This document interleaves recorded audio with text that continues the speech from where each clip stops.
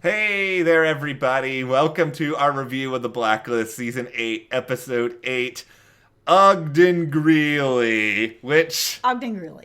Okay, we've had a lot of fun with the name of this title. We had more fun with the name of this title than we had with anything actually associated with Ogden Greeley at all. Like, Oh! Okay, here's the thing. I actually really like one of the stories in this episode. Like, I really like it. Yep. But at the same time, did anything in this episode actually matter long term for the show? I think there was really only one story that they have been talking about sort of all this season that I think will matter, and that's for Cooper. Yeah, we'll talk about Cooper. We'll talk about Reddington and the Birdwatcher. We will try to avoid talking about Ogden Greeley for as long as we can, because that is my least favorite Blacklister story, and I don't even know how long. But before we go any further, or I get any snarkier, if you guys do like this video, subscribe, because we are so close to 45,000 subscribers. We're on the road to 50. Yep. We appreciate all you guys for your support, your comments. Thank you. Even if you agree, disagree with us, we like mixing it up in the comments. For sure. Okay, let's start with the good stuff. Okay, well, let's start with the Cooper of it all. Okay. Because this season, he has really sort of been struggling sort of with himself, and where does he sort of land? It's not black and white for him. He does live in a gray area. He does sort of look away from some stuff, and he doesn't know really, does that make him a bad person, a good person, just a normal person? Like, where does he land in this? And we saw him struggling with some of that when Reddington killed Katerina, and Liz came to him and was like, he killed my mother. Like, why are you not looking at this? And Cooper has been bigger picture guy. You know, yeah, we're working with Reddington, who's the most wanted man in America. So if I'm going to do that, I have to look away from certain things for the greater good. And he really has been struggling with this. So to see this particular story come up where he's being offered a possible Senate seat, but he has to look away from stuff, it was really interesting, and extra interesting that he went to Reddington with this first. This is the part of this that I really liked about this story. Other than just, I do love that Harry Lennox is getting good material this season. Yeah. Like, he's always so good. He and is. Him and James doing scenes together, I am all about it. Yep. I love their conversations. I won't say my big bugaboo with a lot of it is mostly just that Cooper just found out that Reddington's fingerprint was attached to that drive. And it's bizarre to me that you go through all of that, and it's like it didn't even happen in this episode. Yeah, there was nothing in this episode about it. It was just these two guys are back talking again, even though Reddington just told the man from the East, yeah, Cooper's got to die, Cooper's got to go, no problem. And now they're just having a conversation about maybe moving into the Senate, like nothing has happened. Let me propose a weird idea to you. What would you have said if they said, okay, you know what? We're actually going to air this episode before last week's episode, because I don't know how much, there may be a line or two that I'm not keeping track of directly, but it feels like if you had aired it before this past episode, maybe it wouldn't feel so jarring now. This episode felt like it could be a plug and play anywhere, if I'm being honest. Like, we didn't really have anything about Liz. Yeah. It really was sort of Reddington also being really introspective of this idea of having this normal life and really kind of starting to lean back into something he can't have. The relationship that Cooper and Reddington have and have continued to grow to this point that he's going to go to Reddington and be like, listen, this was offered to me. What do you think? Oh, well, I think this. I think that they're looking at you because you will live in a gray area, where Cooper's kind of like, drats, that's not exactly where I was hoping this was going, kind of thing. And it feels like an episode that could have been anywhere. It does, and it was nice to see, a little more Cooper's family. We haven't really had that in a really long time. It was nice to sort of see him go through the process of figuring out what he wants, because, Harold's an ambitious guy in a lot of ways. You don't get to where he is if you're not. Yeah. I don't think any of us probably thought for the entirety of this episode that he's actually going to leave the task force. Like, there wasn't really a lot of stakes, because it's like, without Cooper, how does anything work? I know he hasn't always led the position on the show. We've seen it flutter around, but I never thought he was actually leaving. No, and that was sort of a little bit of the toughness with this episode, because it's hard to really, get that pit in your stomach or like, oh my goodness, is he really gonna leave? Like, when you know that he isn't, and that we knew it was gonna kind of be a story that's more about him trying to actually figure out who he is right now, and where his own boundaries are. Where do they lie within him? What is he willing to do for sort of the greater good? Is he willing to overlook this, black budget that he doesn't know what's in it so that he can have a seat where he can do good somewhere else? Because, he's kind of doing that now. It is a situation where this is where I see, like, if there was the book of Harold Cooper, which, by the way, is totally a book I would buy, but if this book was out there, I feel like the number one chapter would be, be true to the world that you're in the rules that you set. And it's like the rules for being in the Reddington Task Force are you operate within the greater good, but also still within the lens of what your job is. And I think his job is to protect America. And Reddington is taking out really, really bad people. So if you gotta bend things here or there to protect America, Cooper's fine with it. Well, I also think Cooper has his eyes wide open, or at least as open as they're going to be with this task force. And what I mean by that is he knows what he knows about this task force. There might be stuff that's going on above him that he doesn't know, but everything that he is seeing, it's eyes wide open, where he would be going into this Senate position with this budget that he is not allowed to see, and he just has to vote one way, the way someone is telling him to. And it's different when you're in a gray area, but you see everything in that gray area and you make a decision from that, or you're in a gray area, but you have blinders on because someone has put them on you. It is time for the weekly edition of No, Megan Boone is not leaving the show at this point. We will see Liz Keane again, though we have no idea why she's been gone for this long. No, I mean, we've seen all kinds of rumors out there, and legit, they're just rumors. No one has said anything. She hasn't said anything. NBC hasn't said anything. No one has said anything. So right now, everything you read, just a rumor. But we haven't heard anything that she is leaving the show. I can't see that she would be leaving the show. I don't know what she would be leaving the show for. It's right in the middle of a huge story arc. I mean, her character, I know everyone's been really frustrated with her, but she is extremely important to the overall story arc of this show. It's her relationship with Reddington and everything that's going on. She has to be back. Yeah, like, I don't know what the future for season 9 looks like or anything else, but, like, the idea that, like, she's so important to this story arc, the show has been set up with her and Reddington in mind. They're not going to just say goodbye to her midway through all of this when she's building an empire. Like, we gotta see Liz again, at least for a few episodes. I think she'll be around long term, but... Yeah, I would think so. I mean, the only thing I can think of, and again, this is just like, I'm throwing it out there. This is not anything that is confirmed by anybody.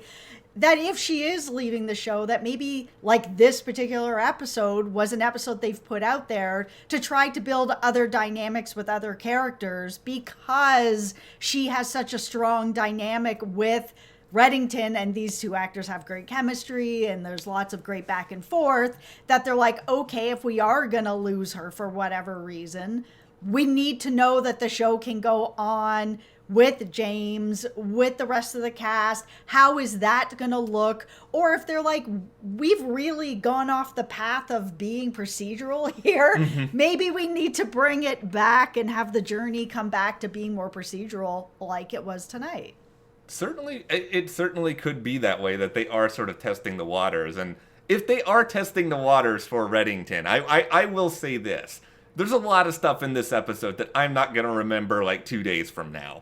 I will remember the Reddington and the Birdwatcher story until this show ends, because I love this. I'm not even going to try to sugarcoat it. Like, I really, really love this story, even if we already kind of have seen it play out in various beats before.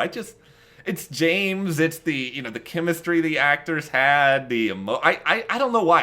I really, really liked it. I really liked it too. I thought it was nice to see this part of Raymond who just wants to be Raymond, the guy, just the man. This is Raymond. This is who I am. Hey, who are you? I'm Anne. I like birds. I'm Raymond. I'm a consultant. That sort of feeling of normalcy that he just does not have. And it was cool to see him sort of dipping his toe back sort of into that world. Can I be this guy? To, of course, have Dembe come out and be like, no, like you can't do this. You're going to put her entire life at risk. She's probably going to end up dead. You have too much going on. You are working, with the task force. You're still running a criminal empire. You cannot do this. Like, there's no way for you to just pull the chute and be like, I'm normal now. I'm glad they didn't go in the direction, and maybe they still will, and I'll be mad later, but I'm glad they're not going in the Anne is some sort of Liz Keene operative who's undercover, or I like that she just seems to be a normal person who appreciates chocolate and theater. Yeah, and just had a really nice time with him and just had an enjoyable friendship night out sort of thing. And that scene at the end was really tough, man. Watching him watch her at the theater being like, don't worry about it. I got on the flight. I went home. I was like, and the look all over Reddington's face where he was like, man, I really messed this up. I felt so bad for him. It's like, I understand fully the decision that he made, and maybe Dembe is right. Maybe she would end up being dead or whatever else, but that doesn't mean it's not hard. It's impossibly hard for Reddington. I can't imagine being a guy who has basically cut himself off from like all aspects of anything normal. I'm sure any of his like entanglements over the past several decades are probably with either criminals or people like we've seen some of that to Cassandra last season. Like it's not that common that he can go and like have a normal relationship with anybody at all. Yeah, and I mean for him and me as a viewer, I really did enjoy this part of it because it was something I don't ever see with Reddington where he's just Raymond and he's just enjoying some dinner, enjoying some chocolates, wants to go see movies, hanging out in the park, like what his life could be like. And seeing that really does eat him up, that he knows that he just can't ever get out of this. This is it until the end. And that is heartbreaking in a way. Even if he did, agree to some extent to build this empire, we don't know exactly the reasoning behind it or what anyone ultimately has over him. Maybe he's forced to continue doing this, but it did make me think, he does want to hand over this empire to Liz someday. Does he think somewhere in his brain that eventually I can actually walk away from this and live out a few years as a normal person? Yeah, I'm sure he probably does think that he can do that. I mean, we know that he's got some sort of sickness. We don't know what it is or, if it's going to kill him or what is going on. We know that he wants to hand the empire off to Liz so he wouldn't be in charge of that anymore. And he wants to move forward. But how that's supposed to look, it seems like he is looking in the direction of, can I just maybe live out with other people who are just normal people that enjoy going to the movies and looking at birds and just relaxing, having good conversation, that it's not, I'm an international man of mystery and here's my story of when I was in Prague, gambling and doing whatever, that he's like, you know what, I really actually want to just slow down now. I really like the moment where she asked him what he does for a living, and he's like, "Oh, I'm #1 on FBI's Most Wanted." It's like, it was totally, for all you Lucifer fans, it's like when Lucifer would tell Chloe, "I'm the devil," and she would just think, "Oh, Lucifer, stop being silly." He was so honest, and yet not actually saying, "Oh, by the way, I am like one of the most dangerous men in the world, and Liz, who temporarily thought I was her father, is now out trying to murder me." Yeah, I like that this relationship, friendship, was honest, right from the get-go, where he was just like, yeah, this is my actual name, I'm Raymond, I'm on the most wanted list, and later when she was like, okay, well, what do you actually do? Well, I'm a consultant, I do consulting type of work and business type stuff, and that was all true too, it really bums me out that this friendship is just unable to continue. And I mean, obviously it bummed out Reddington too. You can see it all over his face. Do you think there's a chance we see Anne again, or do you think this is it? I'd like to say yes, but the problem is if I say yes, she's probably going to end up dead. So I really hope that if the answer is yes, that it's not until the very end of the show. And the thing is I feel like this, because the show is this dark, that we're going to end up getting a really dark ending for Reddington, that it's not going to be, hey, Anne, did you want to catch that Hitchcock movie after all? Like, I don't think we're going to go there. Yeah, my best case hope is that it ends somehow with him showing up to the park and she's there, and then they just have a conversation and it cuts to black, but I don't know if we're gonna get that lucky. I think it's hard with Reddington because there's just so many people after him, and he's done some good stuff, but he's done a lot of bad stuff, and he's sick, and it's hard to think that he's gonna be able to have his story wrapped up in, a nice red wine and chocolate. I think the reason why I liked this story as much as I did, given that it isn't a pretty inconsequential episode, is just that Cape May is my favorite episode of this show. And it reminded me a lot of Cape May, and not just because of the Warbler, just because it was like, here are two characters kind of communicating just in their own little world for most of the episode. And yeah, I believe that Anne the Birdwatcher was really there. They're not pulling a Cape May trick or anything, but it just reminded me of that a lot. Yeah, I mean, I really liked it. And we don't know if she's going to come back and later she turns out to be a Liz spy or something like that, but I really hope that this is just what we see is what we get. This was just a real friendship. A really nice moment that we just got to look into Raymond's life outside of the crime and the murders and all the stuff that's going on, that we actually just got to peek behind the curtain for just a moment and just see some joy. Would you like 10 seconds now on Ogden Greeley? Sure. There we go. There is my view. Honestly, I'm always going to be honest with you. It's like, this story, it's just not memorable. Like, No, it's not.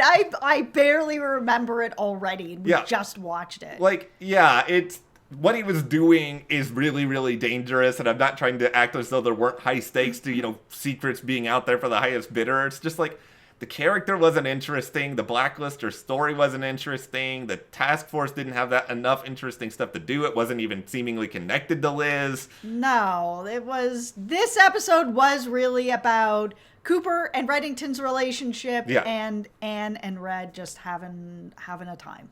We will probably never speak of Ogden Greeley again unless we're trying to reference really bad, non-memorable Blacklisters, so let us move on and enjoy our lives and all go see Alfred Hitchcock together in a magical, socially distanced world. Okay, well, for now, let us know, what did you guys think about... Also... It's my birthday on Sunday. Yes. So if you have made it this far into the video, then hopefully that means that you like us. And one of the things that we've decided to do on Sunday is that we're going to have a video here at the channel sort of celebrating my birthday and sharing some of the stuff that Matt has done, or, got me some birthday loot and some of the donuts that he's going to be making, all that sort of fun stuff. So it's not something we normally do at this channel really at all. Yeah. We like to focus on TV, but if you've made it this far in the video, maybe you're interested in us and you would like to check that out. So it'll be up on Sunday. It's going to be fun. We'll have a birthday celebration. We'll share some gifts. We'll all have a good time, and hopefully have a much warmer feeling in our hearts than seeing Reddington have to walk away from Anne while she's just standing there outside of the movie theater. So, I know, but it is a birthday weekend. We're celebrating. Let us know what you guys thought about this episode of The Blacklist. I am excited for the comments already. Yep. And if you guys do enjoy this, give us a like, subscribe, support us further. We got links to the store and our Patreon in the description. We'll see you here next time.